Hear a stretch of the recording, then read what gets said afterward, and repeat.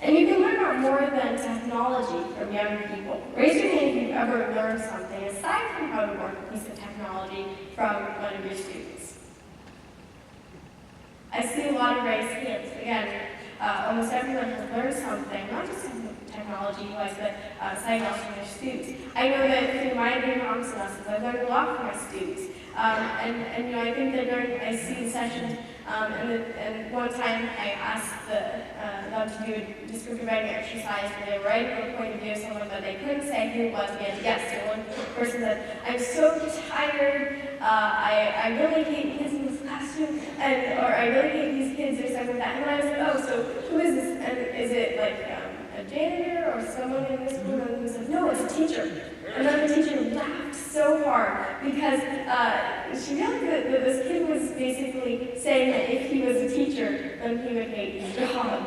So it's these small things, this honesty or this creativity. Maybe if you've seen a 3-year-old's drawing before, you know that that's very creative. There are a lot of these qualities which make kids special, and some of which, unfortunately, we may lose as we grow up. If you heard the documentary, then you heard him say that the computers, that the students were very timid about learning because, and they saw that it was in English, and they didn't understand very much English, but they were like, well, we want to use the computer's in English, so we have to learn English.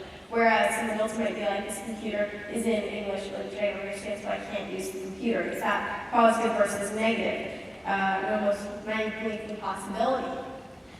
It's obvious that just as we can learn a lot from you, just as kids can learn a lot from adults, that adults can learn a lot from kids, whether about creativity and fearlessness or even honesty. There are many different areas where you may have learned something from your students, from your child or your children. And yet, too often, our schools don't create opportunities for young people to teach their teachers and share their opinions about the issues which matter to them. At the kids conference I organized, TEDx Redmond, we had an entire section devoted to education and kids' opinions on the classrooms, their schools, and we heard from multiple speakers, including those right from what I was going to show video. And these are speakers who spoke about creativity, impact, budget cuts, all education-related things which affected them on a very local level. And in every case, there were decisions that had been made without any of their input. This is a shame, and it's something that we need to fix. At our house, we have a book of brain teasers, and one of them tells a story about a boy going to a hospital and being seen by a doctor who says, "This is my son." His dad is not at the hospital. So how is this possible? Well, of course it's possible. What this does is it plays on cultural perceptions. The doctor's always being men, when the doctor's really his mother. So I don't know if you're fooled by that, right? Because I maybe told it a little funny, but when I was alive, I was thinking, how is it possible? His doctor is at the hospital, his dad isn't at the hospital, has a hospital. So we're so used to, our brain kind of fools us in this way. So what is the average age of the person that you think of when you hear teacher? Probably it's not a kid like me, it's probably someone around your age, someone over 25, 30 or so. And I want you to change that image. Why does the teacher always have to be an adult? Just like, why does the doctor have to be a man? They aren't. You can have a comparable riddle of your own. But I've been switching these virtual teacher hats, student hats, over the course of the presentation, when really there should just be one hat. You shouldn't have a teacher hat and a student hat. You should always have one hat, because everyone has something to learn, and everyone has something to teach. And my virtual hair will get stabbed.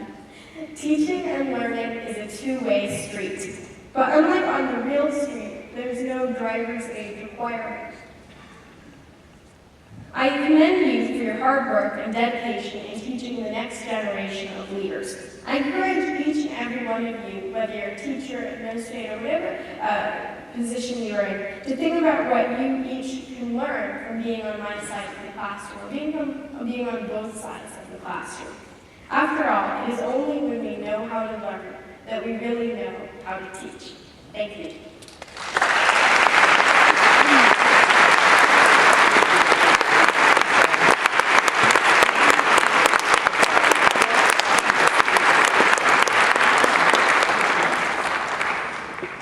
Thank you, Adora, for your presentation. Adora is able to take some questions, so we may put her on the spot right now if we wish. We have some handheld mics, I think, that we're going to have functioning and get around. John, can you get me on, please?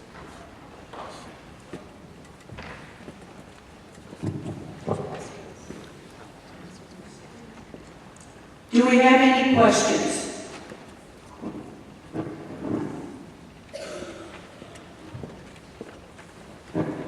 He had to stand up first. You can hand it to him.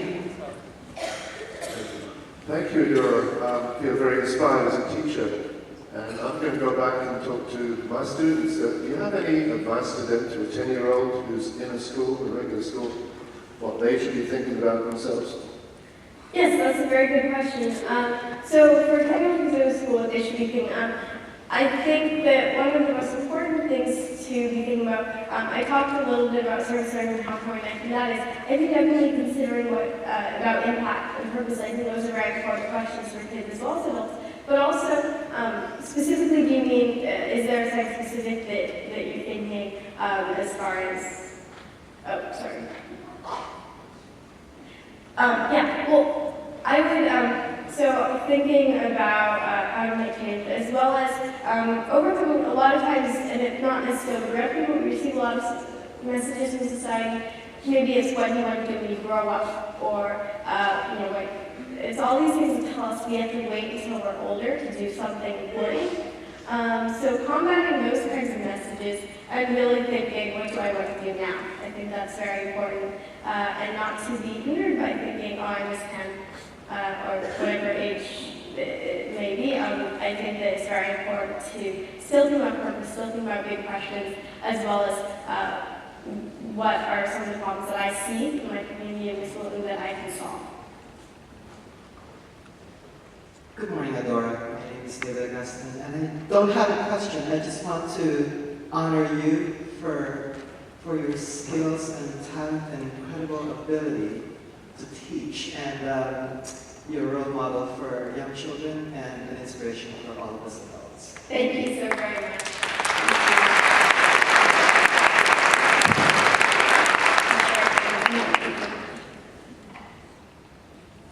Way over there.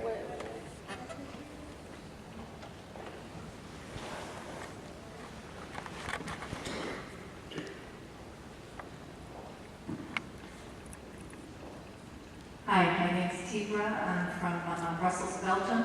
I just wonder if you could tell us what your daily schedule is like. You're talking about online learning, and when you're not presenting, what is your learning schedule like? Sure. So when I wake up in the morning, then which is actually one of the awesome things about going to an online school is that I don't have to force myself to wake up at like 6 a.m. So that's very nice. But I'm going to wake up a little later than that. I won't tell you exactly how much, but 9:30. Hey, 10. It's not 10. Sorry, my sister and my mom are in the audience, and I think I asked myself, which is a little bit of a disadvantage in trying to conceal their information. It's around there. Wait, so wake up, I eat breakfast cereal, and then usually it depends. I might go downstairs to have video conference with students about a topic, so I'll have my presentation. I'll give a video on this, which usually lasts for about an hour. And then I'll go upstairs, and I do a lot of schoolwork during the day, but sometimes I'm a little bit more of a night owl, so I like to do it around, say, 8 and 9 p.m.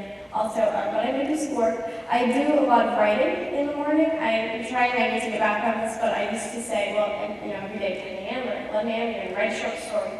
And then sometimes the short stories are good, sometimes they're not, but it's good to have a routine, I find. So I might do some writing, some schoolwork around that time.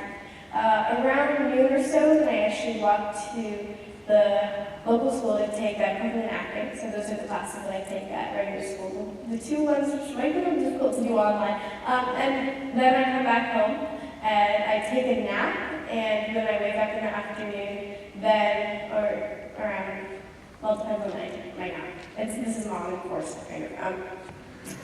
And then in the afternoon, I'm very loyal to the nightly newscast, which I'll watch either on ABC, CBS, or NBC. whichever one of those I feel like watching that day, usually ABC. And then I'll have dinner with my family.